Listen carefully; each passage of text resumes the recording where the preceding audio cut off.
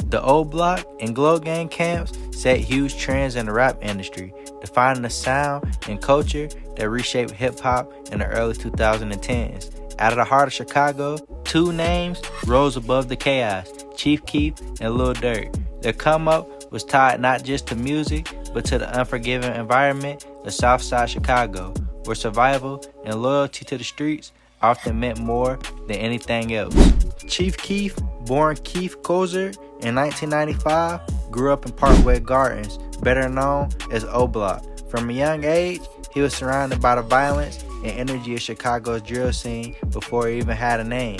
Raised by his grandmother for much of his life, Keith never held a 9-to-5 job. Instead, like many kids in the neighborhood, he was exposed to the streets early. He became affiliated with the Black Disciples, not through formal initiation, but simply by growing up in an environment where the BDs dominated.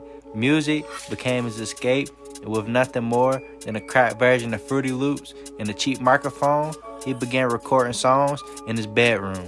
Lil Durk, born Dirk Banks in 1992, grew up in Inglewood, another Chicago neighborhood plagued by poverty and gang violence. Like Keith, Durk's father was locked up while he was still a child, leaving him to navigate the streets largely on his own. He also fell in the Black Disciples neighborhood, his affiliation coming naturally through his surroundings. Before rap, Durk hustled to survive, not working traditional jobs, but moving with the same code of the streets as many of his peers. Rap came later as a way to both express his reality to escape it. Chief Keef began gaining traction around 2011 with songs like Bang and I Don't Like, the latter becoming a nationwide anthem once Kanye West remixed it. His raw, unfiltered drill style put Chicago on the map and made him one of the hottest young rappers in the country. Lil Durk started a buzz shortly after the tracks like L's Anthem and the Sign to the Streets mixtapes, earning him a deal with Def Jam and cementing his spot as another leading voice of Chicago drill. In those early years, Keef and Durk crossed paths often.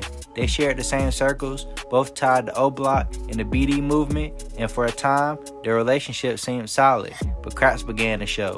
The story goes that in 2013, Durk was arrested on a gun charge, with his bail reportedly set around $100,000. Rumors spread that Chief Keef promised to bond him out. Yet as time passed, Durk remained behind bars, and Chief Keef made a post online bragging about spending the same amount on a coat. To many at O'Block and Durk's circle, this felt like a betrayal. When Durk was eventually released, he wasted no time sending subliminal shots at Keef and music. In his track, This Ain't What You Want, he hinted at disloyalty, while later referencing the situation more directly with the line, "Did you miss me?" Tension quickly escalated. OTF members like King Von and Boss Top were drawn into the drama, and it's alleged that Durk's affiliates even broke into Keef's mansion in Los Angeles, stealing items and trashing the property. The beef moved from subliminal bars on wax to real-world actions that divided camps, once united under the BD flag. For years, Chief Keef and Lil Durk continued trading subliminals, often through Twitter posts or subtle lines and songs. While both rappers grew more successful in their careers, the animosity lingered. The beef would indirectly tie into future conflicts, especially with the rise of King Von. As one of Durk's closest allies, in 2020, tragedy struck when Von was killed outside an Atlanta nightclub in a confrontation with affiliates of NBA YoungBoy. With YoungBoy's associate Lil Tim being the shooter, this sparked one of the biggest beefs in recent rap history, pitting Durk and OTF against YoungBoy's camp.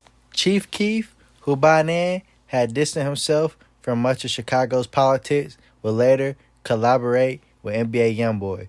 To many observers, this move was seen as a signal that Keef had chosen his side, distancing himself from even further than Durk in the OTF circle. What started as a fallout between two Chicago rappers over loyalty and money has spiraled into one of the most talked about divisions in modern hip-hop, touching countless lives along the way.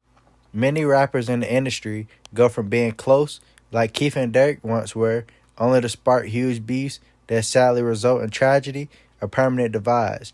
This story serves as a reminder of how success, money, loyalty, and the way of the streets can turn brotherhood into rivalry, and how in hip hop, the line between music and reality is often blurred beyond repair.